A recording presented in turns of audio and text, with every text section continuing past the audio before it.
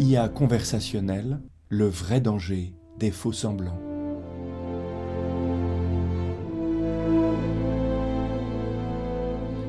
Chaque semaine apporte son lot de nouvelles promesses ou de nouvelles craintes au sujet de l'intelligence artificielle.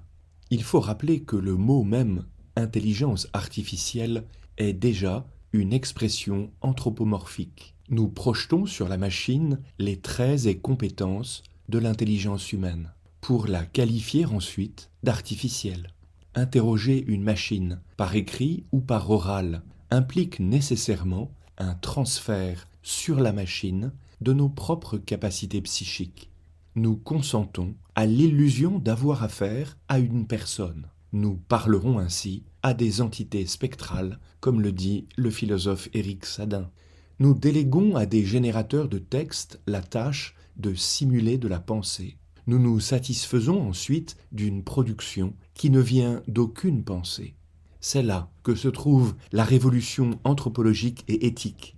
L'efficacité et les progrès des calculateurs nous ont poussés à faire une introjection de pensée, de vision et de parole dans les machines.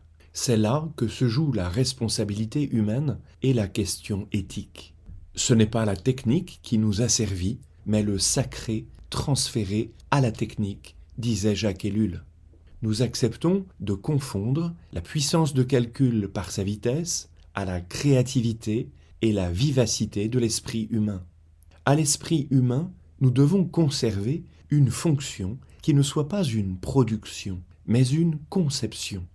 Conception d'un sens personnel et vital pour tout être humain que la machine ne connaît pas. L'écoute des paroles de machine est une dévaluation généralisée des paroles humaines. Car la parole n'est pas un jouet. L'être humain est né d'un verbe.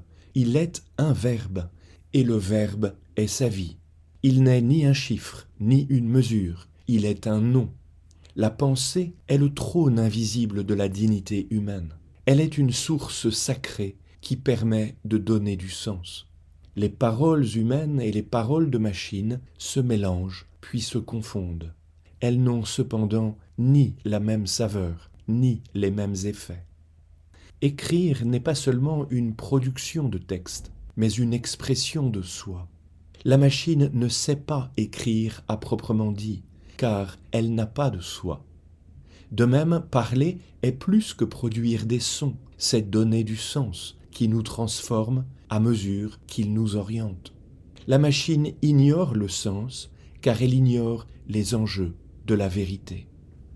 Parler consiste à se donner dans sa parole. Or, la machine est incapable du moindre sens des mots et des réalités. Elle ne sait pas ce qu'elle dit et ne peut être dans ce qu'elle dit. Parler et écrire s'inscrivent dans notre histoire et façonnent notre profondeur. Nous parlons et écrivons pour nourrir notre mémoire. L'acte d'écrire revient à organiser sa pensée. Lorsque nous disons que la machine écrit, nous n'employons pas le verbe écrire dans son sens propre. L'être humain écrit à partir d'une intention, exerçant sa liberté, sa subjectivité en vue d'un travail sur le sens. La machine, elle, calcule pour produire du texte par traitement statistique. L'intelligence artificielle produit des textes à partir de son corpus d'entraînement, selon un modèle probabiliste.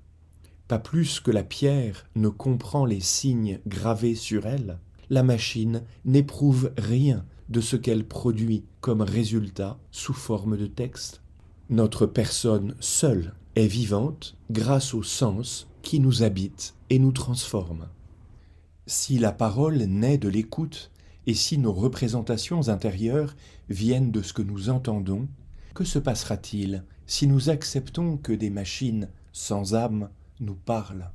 Que faisons-nous de notre pouvoir de parler en écoutant des machines? Notre parole personnelle émerge à partir de l'écoute préalable de la parole d'autres personnes. Tout enfant naît à la parole dans la parole de ses parents, dans leur voix. Sa vie émotionnelle dépend du bain verbal dans lequel il aura été immergé. Le vocabulaire entendu a déterminé le vocabulaire utilisé. Toutes les intonations émotionnelles des voix ont formé la base de nos compétences socio-affectives. Le langage sert à vivre. Il nourrit et enrichit notre mémoire lexicale. Il est surtout relationnel et crée la sécurité affective nécessaire pour parler. En discutant avec des machines, on court le risque d'appauvrir le champ lexical et de modéliser les tournures du langage par la fréquence statistique. La machine parlante ne peut pas proposer un véritable dialogue, car la parole de machine ne contredit pas, évite les tensions et simplifie les dilemmes. Elle n'est pas une vraie amie, dont l'amitié authentique emmène vers des hauteurs d'humanité que la machine ne connaît pas. Le développement empathique est en jeu dans l'interaction verbale avec des machines. La vulnérabilité affective pointe à l'horizon des discussions avec des chatbots, sans parler de l'incapacité à gérer les conflits dans le monde réel. Nous savons que l'enfant construit sa vie psychique à partir de l'observation des visages, de l'écoute des voix et de leurs intonations. Nous savons que les machines parlent sans parole, sans intention, sans conscience, sans subjectivité, sans corps, sans responsabilité. Et l'on voudrait croire que cela n'aura pas d'effet sur notre propre développement humain.